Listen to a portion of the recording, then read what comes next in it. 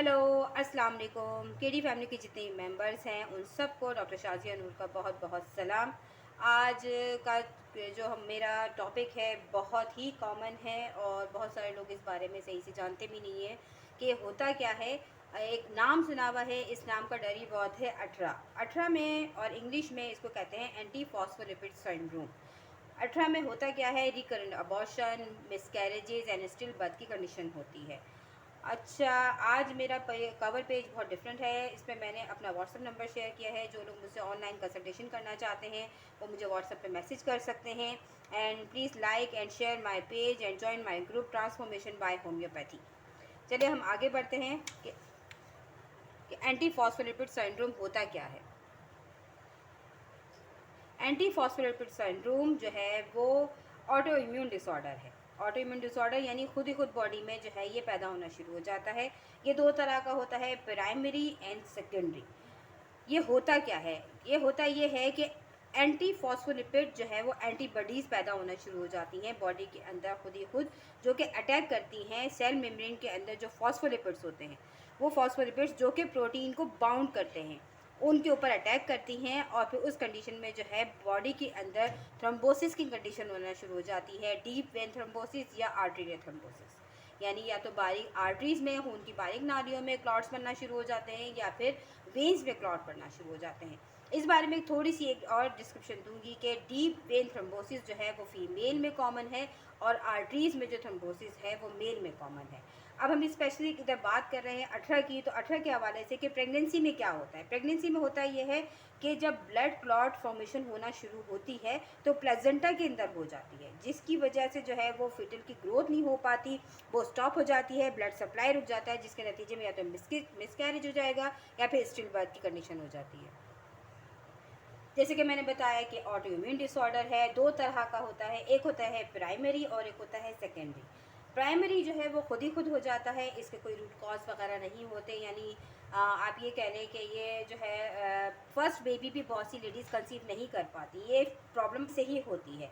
जबकि सेकेंडरी में जो है वो अगर एक बच्चा होने के बाद दोबारा सेकंड बेबी कंसीव नहीं हो पा रहा होता या फिर कंसीव होने के बाद जो है वो बार बार जो है वो रिकरेंट अबॉर्शन की कंडीशन आ रही होती है, तो वो सेकेंडरी में आ सकता है। ये भी ऑटोइम्यून डिसऑर्डर ही है, लेकिन ये कुछ डिजीज़ या कुछ डिसऑर्डर के नतीजे में हो जाता है, जैसे प्रोलॉन्ग इन्फेक्शन या प्रोलॉन्ग कोई कॉम्प्लिकेशंस रही हों, कोई प्रोलॉन्ग मेडिकेशंस रही हों, जैसे सिफिलिस हो, मलेरिया की कुछ मेडिकेशंस हैं जो कि एक प्रोलॉन्ग ट्रीटमेंट रहा हो, कोई एंटीवायरल ट्रीटमेंट आपने करवाया हो जो कि बहुत लंबा चला हो, तो इस तरह की कंडीशंस में ये खुद ही खुद हो जाता है। ये भी ऑटोइम्यून डिसऑर्डर ही है, लेकिन सेकेंडरी वे में आता है।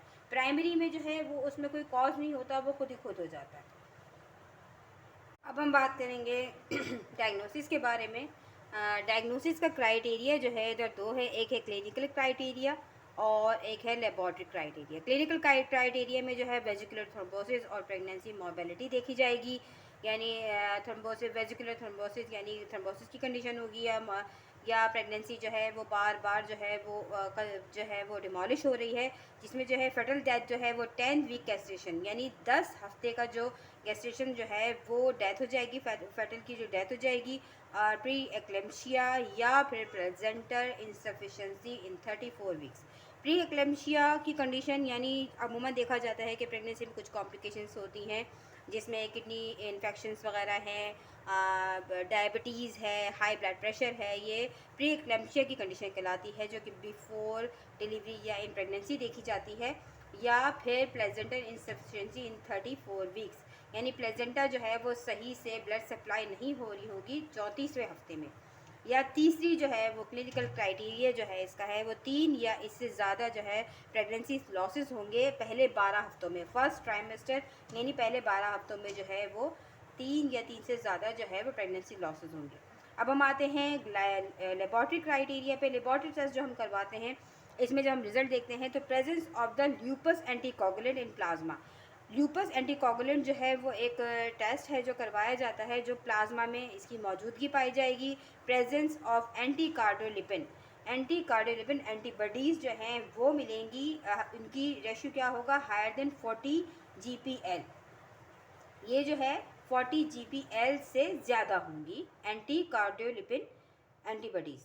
तीसरा टेस्ट जो है वो एंटी बीटा 2 ग्लाइकोप्रोटीन 1 एंटीबॉडीज़, ये तीसरा टेस्ट है जो कि ल्यूपस एंटीकोगुलेटिन और एंटी कार्डियोलिपिन एंटीबॉडीज़ के साथ करवाया जाता है, और इसका रेशियो जो है वो 99 सेंटाइल से भी ज़्यादा होगा। अब ये 3 टेस्ट हैं, तीनों में से 2 टेस्ट एटलीस्ट जो है वो 12 हफ्ते तक जो है वो इनकी रेशियो जो है वो बढ़ा हुआ ही होगा। 2 चीज़ें लाजमी पाई जाएंगी, ये है हमारा लेबॉर्ट्री क्राइटेरिया जो हम एंटी फॉस्फोलिपिड सिंड्रोम के लिए करवाए जाते हैं, जो टेस्ट उनको डायग्नोस करने के लिए, वो ये 3 टेस्ट हैं। अब मैं बात करूंगी सिम्टम के हवाले से। वैसे तो इसमें प्रिकॉशंस बहुत अहमियत रखते हैं, यानी प्रिकॉशंस ये देखा जाए कि अगर 3 या उससे ज़्यादा जो है वो प्रेगनेंसी लॉसेस हो चुकी हैं तो अपने तमाम टेस्ट वगैरह करवाया जाए, अपनी डाइट पे ध्यान दिया जाए। बहुत सारी चीज़ें हैं, जो फॉलिक एसिड रेगुलर रखा जाए, और ज़्यादा वेजिटेबल्स का यूज़ किया जाए, गुड हेल्थी डाइट ली जाए, एक्सरसाइज की जाए, ये सारी चीज़ें हैं। लेकिन अगर सिम्टम्स के बारे में बात करें तो सिम्टम्स जो है, क्योंकि एंटी फॉस्फोलिपिड सिंड्रोम जो है पूरी बॉडी को मुतासर करती है, तो सिम्टम्स जो है पूरी बॉडी पर आते हैं, जिसमें बैलेंस एंड मोबिलिटी प्रॉब्लम्स होती हैं, स्पीच एंड मेमोरी प्रॉब्लम्स होती हैं, फटीग यानी एक्सट्रीम टायर्डनेस होगी, वीकनेस बहुत ज़्यादा फील होगी, 3 और मोर जो है अर्ली मिसकैरेजेस होंगे, specially in first 10 weeks. Libido reticulum ये एक स्किन का प्रॉब्लम होता है, जिसमें जो है वो उसमें स्मॉल वेसल्स जो होती हैं ब्लड की, उसमें क्लॉट्स बनना शुरू हो जाते हैं, तो एक पैचेस से नज़र आएंगे। वो पैचेस जो है लिबिडो रेटिकुलोसिस कहलाते हैं।